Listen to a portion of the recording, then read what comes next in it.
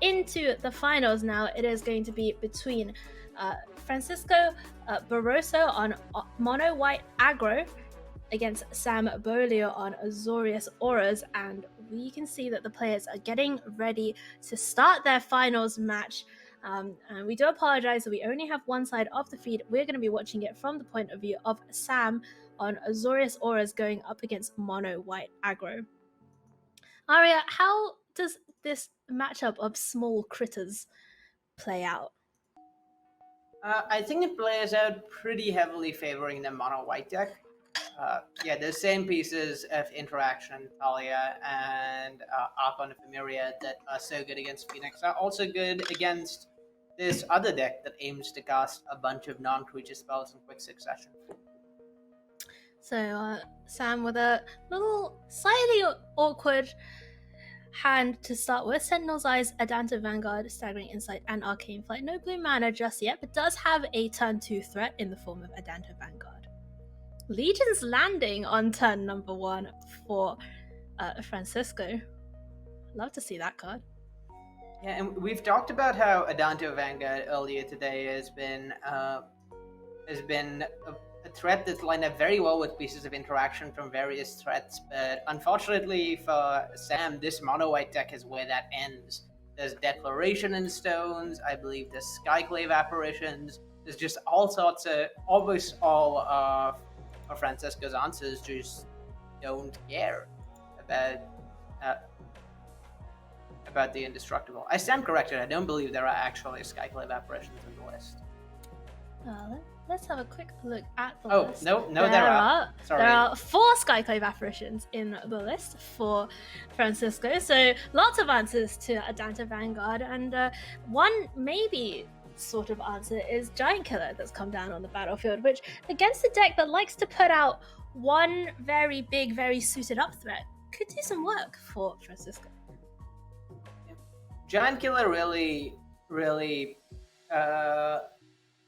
highlighting even mono white's bad answers to Adanta Vanguard are good answers to Adanta Vanguard, because even though Giant Killer on its drop down side does not actually answer the Adanta Vanguard, Giant Killer on its creature side can tap it down, and that's effectively answering it.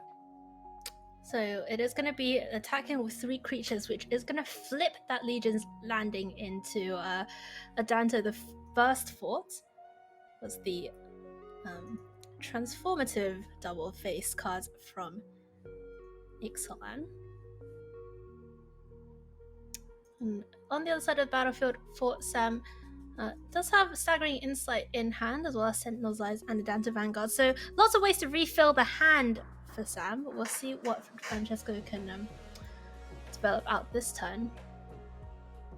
Yeah, and with the blue-white Auras deck not having a lot by way of answers, what Francisco can do is actually start to set up something of a lock here, with doing things like playing Thalia and Archon Ephemeria, and then having Giant Killer, and getting it to the spot where like Sam can only play one spell a turn, and a creature gets tapped down every turn with Giant Killer, and just layering on these tax effects that Sam doesn't really have any way of dealing with.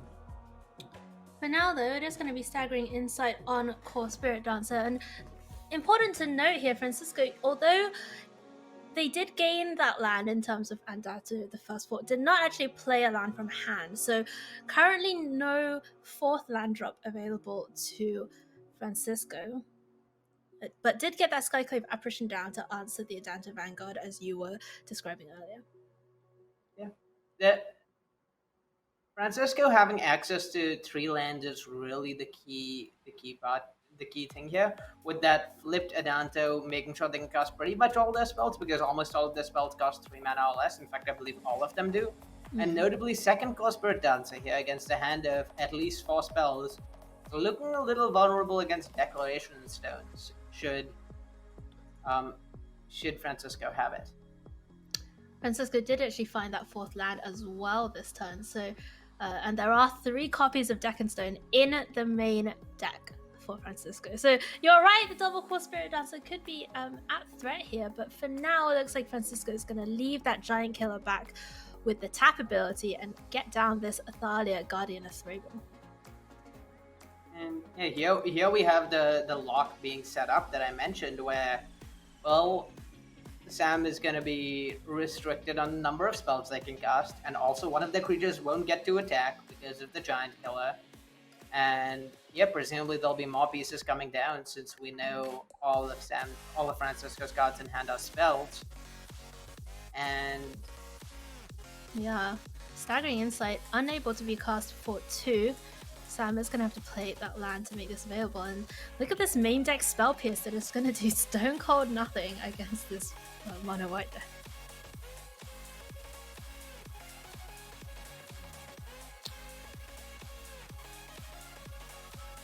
It's going to keep drawing cards though.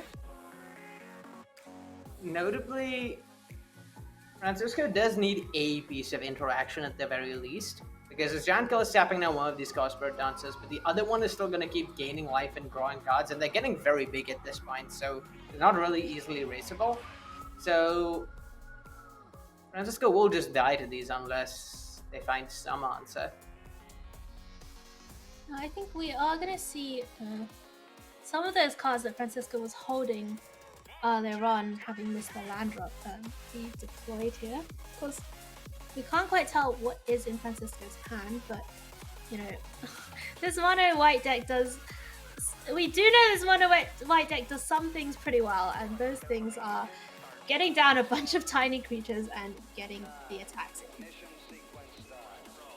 So this attack with giant killer means one of two things. Yeah, I mean it meant either a removal spell or well, a removal spell of some sort or the other. Wow. So Giant Killer is going to be cast for both sides. The first side taking down the larger of the 2 Core Spirit Dancers, having to pay 1 off your own Thalia attacks. Not ideal for Francisco, but needs must. The other Giant Killer is going to get down on the battlefield as well. And the Scar Spirit Dancer gonna get in a big hit this turn, meaning that at least temporarily Sam will be safe in terms of life total. The fact that knowing that on future turns it's just not a threat that can be relied on because of those giant killers means Sam needs to find some other way to claw their way back into this game. But you know, Arya, you say that, but this Core Spirit Dancer does have Vigilance, right? So it's not like Francisco can really start swinging back with all of these ground creatures. Well, not this turn perhaps, but on a future turn, on the next turn even, Francisco can tap down the Core Spirit Dancer on Sam's turn with the Giant Killer, and then on the next turn make attacks while the Spirit Dancer is tapped down, and then once again keep it tapped down. So here's another Giant Killer, which is going to try and target the Core Spirit Dancer, but of course, Selfless Savior has something to say about that. Francisco has a Selfless Savior of their own.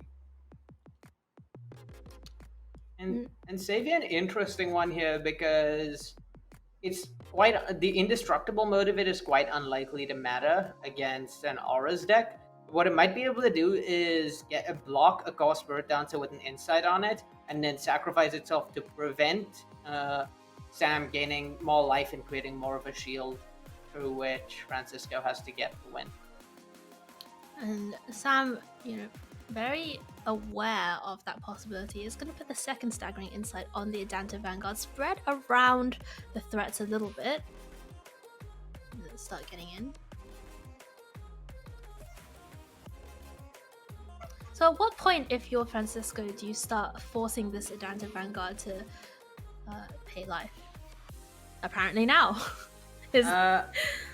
Well, it's happening now, but this is relatively free since Francisco was planning on sacrificing the Savior anyway, and this can give the Talia indestructible, so it doesn't matter that it's blocking the Vanguard. I don't think the paying life for Vanguard is going to be super relevant because it's gaining at least 4 on each attack anyway, since it has lifelink.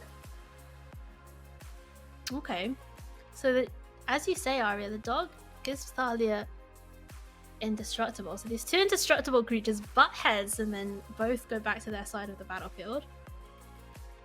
Let's see what Francisco can find here. Oh my goodness, and it is Deccanstone. And look at this. There are 2 spell pieces on the other side of the battlefield, but only one can be cast because of that 30 attacks, and Francisco now has that 2 mana to be able to pay for this spell pierce. So I'd imagine the reason we saw the spell pierce being cast here is to deny Francisco a giant killer activation on the Adanto Vanguard so that I can get and gain some life and maybe draw a card. But that said, Sam needs to find something else to get them ahead, or they're just gonna again fall behind to these giant killers tapping down their one big creature. Does still have a Saram and opted to keep Saram around so that it could keep drawing cards. Now there are 2 threats that have been staggeringly insightful. And here we go. We're going to see Sam continue to deploy these auras on to their creatures. Oh, Aether Tunnel. Aether Tunnel is an excellent one for this turn at least. It'll allow a hit and some life gain and a card drawn, but again, those giant killers just need to keep any threats here tapped down. Sam has a bit of a choice here. Thinking about putting the Aether Tunnel on SRAM instead of on the Adanto Vanguard. And there is a backup SRAM in hand now. So this is a big attack in. The SRAM unable to be blocked because of the Aether Tunnel. And we're going to see one of those vampires from Legion's Landing jump in front of the Adanto Vanguard. And Arcane Flight was the draw off the Staggering Insight. So Arcane Flight could be very useful, but there are a lot of giant killers now on the other side of the battlefield ready to be activated. Notably, we have gotten to the point where it's reasonable for Sam to put Lurrus in hand, play it, and get back something all in the same turn. So we are reaching the point where the giant killers may no longer be enough because Sam may just be able to put out enough threats to overwhelm Francisco and have more threats than they have mana. And, you know, a key part of how this game has developed to this point, Arya, is kind of the interactions that you were talking about before. There's 4 copies of Archon of Emeria, Elite Spellbinders, etc. The Skyclave Apparitions.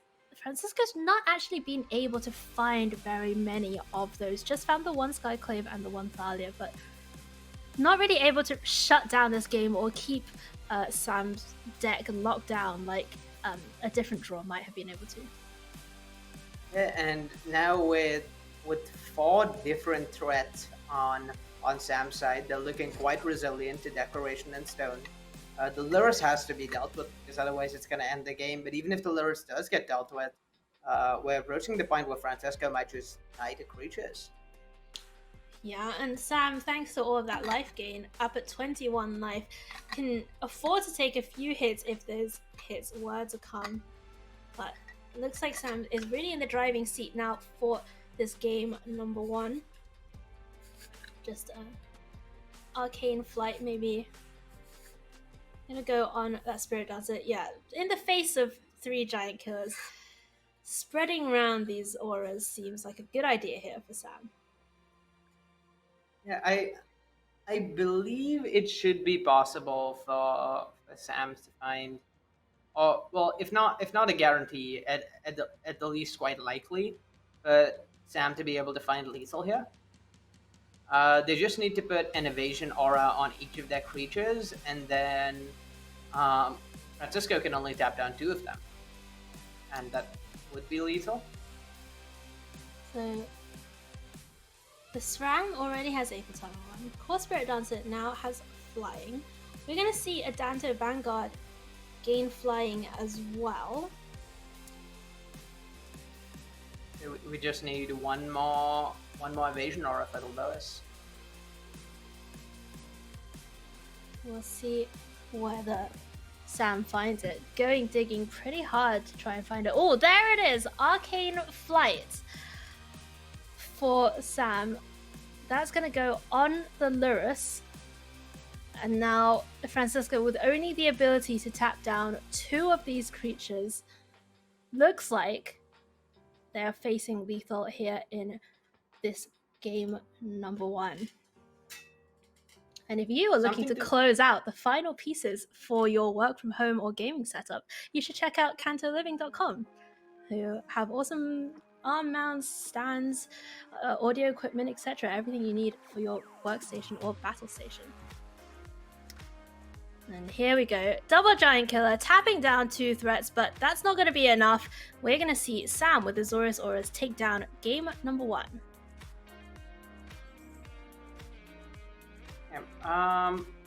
Fortunately for Francisco, there's not a ton out of the sideboard for Sam. And I'd imagine this is not a matchup Sam being super prepared for, because Mono White is not exactly a well-represented deck. Unsummon's an interesting one. It gives Sam a way to fizzle Declaration and stuff, which is certainly a problem card. Meanwhile, from Francisco's side, let me just get the sideboard up. Let's just see what's in there. There's a couple of Redains, a couple of Tithe Takers, some more tax effects. Dust to Dawn, 2 copies of. Mana Tithe, Fighters 1, Grafdigger's Cage, Shadow Sphere, and Baffling End. So it seems like there's a lot of options in the sideboard for Francisco. Yeah, I think the main ones I'd be interested in are the Baffling Ends as cheap removal for Auramancers. I also assume the Spell Piercers are coming out, so that means that the Dust to Dawns can also fairly safely come in. It works out to a fairly neat swap, because the Redains are pretty bad and the Giant Killers are pretty bad, so that ends up being a neat 5-for-5 swap. So there may be more cards in the sideboard that I'm not thinking of. Alright, so Francisco, on the top half of your screen there, on the play in this game number 2, needs to win 2 games in order to take down the championship, but Sam, on the bottom half of your screen, only needs to win this one. They're facing a nice start there. Luminarch Aspirant on turn number 2 into the Skyclave Apparition to take out Core Spirit Dancer.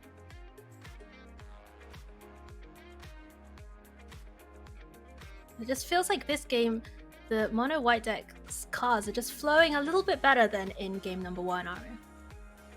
Yeah, and we see the Declaration in Stone in hand for Sam, but that's probably just not going to cut it in this spot. Declaration Stone is an effective card at catching up from behind, certainly. It's lengthening your lead while ahead, but not actually very good at catching up from behind, particularly for the Auras deck, because any turn that the Auras deck is not developing an Enchantress, they're falling further and further behind.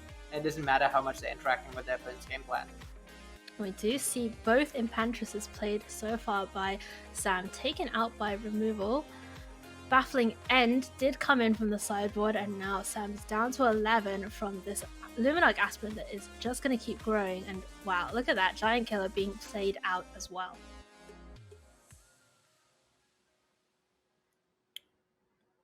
We're in a situation here, Aria, where Francisco could be finding lethal in just a couple of turns. Yeah, the Giant Killer on its front side, just providing perhaps the final push needed against to follow up that removal.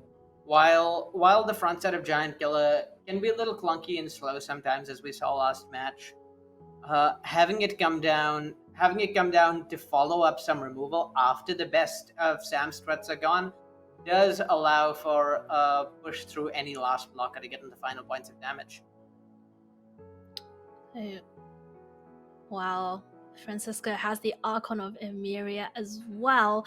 That's going to stop Sam's plan of, playing out one of these Spirit Dancers into potentially a 1-mana aura that Sam could have found that turn. It does have this Deccan Stone to try and lock down this Archon, but it does feel like trying to hold back the tide here now for Sam BEAULIEU in game number 2. Yeah, the unsummon here may end up being enough to allow Sam to at least live another turn. That said, should Francisco have another land, what they can do is activate the Faceless Haven, attack, and then activate Giant Killer to tap down the 2/2. and that might force a jump block on the Core Spirit Dancer, from the Core Spirit Dancer, which should be enough to put away this game. So no 5th land to enable that play, but does fire up the Faceless Haven. And we're going to see all 3 of the larger creatures get into the red zone. Oh, what are you unsummoning here? I think Sam just has to unsummon the Archon. It's not ideal to be unsummoning something that isn't the largest threat here, but I don't see any way out for Sam that doesn't involve casting multiple spells next turn. I suppose there's a Declaration in Stone to help with that. Yeah, it looks like Sam's going to just send away the Luminarch Aspirant for now, throw that Spirit Token in front of the Faceless Haven, take 3 from the Archon, and that is a 2nd copy of Deckenstone, but still no 4th land for Sam. The lack of the 4th land means that once again going to be hoping that there's no 5th land from Francisco, because again the line mentioned earlier would give Francisco lethal should they draw a 5th land. Yeah, this Core Spirit Dancer looking very sad and lonely on its own, just an 0-2. There is the 5th land for Francisco in game number 2. Fires up the Faceless Haven, goes to attacks. Now it has to attack with the Faceless Haven first. That has Vigilance for some reason, if the card wasn't busted enough. And there we go, Giant Killer stopping Core Spirit Dancer from blocking, and we're seeing a decider in our grand finals here at the TGS Anniversary Series historic event. Any difference on the play and draw? Maybe not so much the play and draw as seeing how the other person sideboarded. So seeing that Francisco left some number of Giant Killers in might incentivize something like more Spell Pierces or more Selfless Saviors to protect against that, and maybe less unsummons. Yeah, we do see a couple of unsummons being sided out. You really got to think, right, about these 2-mana auras, like against all of these Thalias and Archons. Yeah, it's an unfortunate situation where the blue-white deck just has a lot of cards that are not very good here. The Spell Piercers look like they're mostly staying in. I definitely understand that, you know, there are lots of those baffling ends, there are Giant Killers, the such on the other side of the battlefield. And on the play, it'll certainly be easier to leave Spell Pierce up after playing the threat, as opposed to on the draw, where you're often on the back foot enough that you need to immediately deploy auras and don't actually have time to leave up a blue mana. Alright, let's do it. Let's crown a champion here in game number 3 of our finals between Sam BEAULIEU on the bottom half of your screen and Francisco BORROSO on the upper half of your screen. Sam on Azorius Auras and Francisco on Mono White Aggro. We are going to see auras on the play here in game number 3. A Danto Vanguard, Core Spirit Dancer, and 2 copies of Staggering Insight. This is close to an ideal 6 from Sam's point of view. It has a Spirit Dancer, which is your best threat. It has a Vanguard, which is another threat that can't be dealt with by, well, it can at least get into combat quite freely. And doubling Staggering Insight means both of them are going to be lifelinking and card drawing, so they're not something your opponent can afford to ignore. On the other side of the battlefield, though, we have a nice start from Francisco as well. Turn 1, Legion's Landing into a turn 2 Luminarch Aspirant, meaning that this Vampire can get in, and that Vampire does have lifelink as well. So Francisco currently ahead in the race, but the Staggering Insight is immediately going to be put onto this Danto Vanguard. No 3rd land, though, for Sam, and just has to pass the turn back. Could that be costing him in the early turns of this game? And the turn 3 Skyclave Apparition is honestly the thing. It's the thing Francisco wants most in this matchup. It not only answers any threat on 2, particularly when stuck on mana, it dodges something like Spell Pierce. And in this case, it's even letting them turn on the Legion's Landing, which is an additional mana to deploy additional threats. answers. So Sam is able to get Core Spirit Dancer with Sentinel's Eyes down, but still does not find another land drop. Found the third one this turn. Baffling End is going to take out Core Spirit Dancer. We're going to see all three creatures come in for Francisco, flipping that Legion's Landing. And as you say, Aria, things are looking pretty nice for Francisco in game number 3. And remember, Francisco lost the first game, so has won the previous one as well. And we could be looking at the reverse sweep situation here. It's certainly looking that way with an Archon, which means that that Sam can no longer run out creature plus aura because they're stuck on one spell a turn. And if they end up Declaration and stoning the Archon, then of course they would have to shock to play out a Vanguard, at which point they're dead to the Faceless Haven. So I don't actually see a way out for Sam in this spot. Yeah, things have just really gotten out of hand very quickly. Francisco with almost the perfect draw, 1, 2, 3, and a threat on turn number 4 as well in the form of Archon of Emeria. Sam can play out this Adanta Vanguard, maybe put a Staggering Insight on it. Well, actually Sam can't even put a Staggering Insight on it because of that Archon of Emeria. So the idea behind playing out the Adanta Vanguard in this spot would be to hope that rather than activating the Faceless Haven, Francisco tries to remove the Adanta Vanguard and then you can Spell Pierce that. Right. That makes sense. But we have seen Francisco play very, know exactly what to do with the Faceless Haven.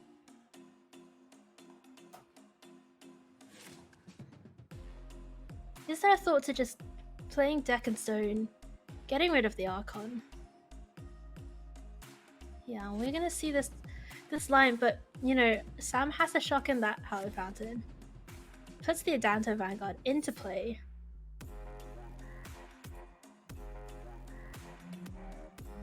The Vanguard's gonna have to jump this turn.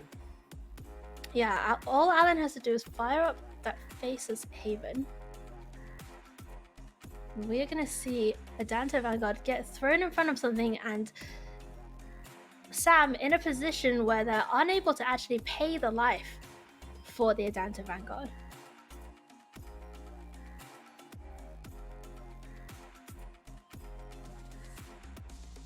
So, huge attack in with the team. We are in the final stretches of this game number 3 in our finals. Sam down to just 1 life, no creatures on the battlefield, a couple of spells in hand. Oh, and the mockery, the Adanta Vanguard of their own for Francisco. That is going to do it. Francisco BORROSO takes down the finals of the TGS Anniversary Series Historic 1K with mono white aggro, beating Sam BEAULIEU on Azorius Auras. And Aria, just think about what you were saying before the matchup even happened between these two decks, and you were completely right. Those tax effects, that Archon of Emeria was such a good card for Francisco in both games 2 and 3. Yeah, it was a classic. It's a classic problem with bringing a deck specifically designed to combat a meta with so much of blue white's protection with things like Selfless Saving and down to Vanguard being focused on damage-based removal, that a deck you don't expect like mono white that has removal that exiles, for example, and taxation effects attacks from an angle that the deck was really just not equipped to handle. Absolutely. All right. Well, congratulations to Francisco BORROSO taking down the entire tournament with mono white aggro, bringing the deck that beats Phoenix and the deck that beats the decks that beat Phoenix, and ultimately getting that with that Archon of Emeria.